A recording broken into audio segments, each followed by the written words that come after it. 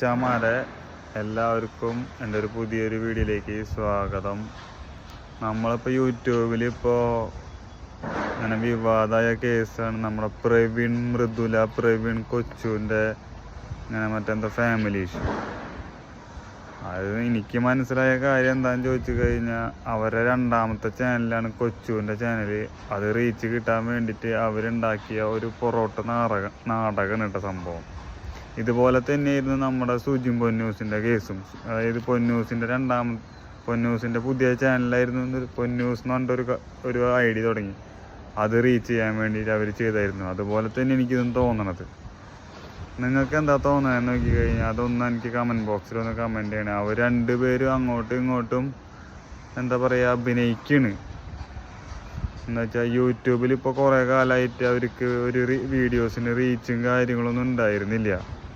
അപ്പോൾ ഇൻകം കുറഞ്ഞുണ്ടായിരിക്കാം ഓട്ടോമാറ്റിക്കായിട്ട്. അപ്പോൾ അവർ ചെയ്യണ ഒരു കാര്യങ്ങളാവാനാണ് സാധ്യതയല്ല 90% അതാണ്. അപ്പോൾ നിങ്ങൾക്ക് എന്താ തോന്നിയെന്ന് വെച്ച് കഴിഞ്ഞാൽ ഒന്ന് കമൻറ്റ് ബോക്സിൽ ഒന്ന് കമൻറ്റ് ചെയ്യണേ. അവർ 2-3 കാര്യങ്ങളിലാണ് എനിക്ക് അങ്ങനെ തോന്നിയത്. എന്താണെന്ന് വെച്ച് കഴിഞ്ഞാൽ, അവനെ തല്ലി എന്ന് പറഞ്ഞിട്ടൊരു വീഡിയോ, ഒരു അച്ഛൻ ഒരു അമ്മ മോനെ തല്ലുമെന്ന് എനിക്ക് തോന്നണില്ല. പിന്നെ അവൻ പുറത്തിറങ്ങി നിൽക്കണ്, കരയണ്. അതൊക്കെ എങ്ങനെയാണ് വീഡിയോ ആക്കി എടുക്കാൻ പറ്റുക? അതെങ്ങനെയാണ് നമ്മളെ കൊണ്ട് സാധിക്കുക? ഒരിക്കലും ഇല്ല അങ്ങനെ.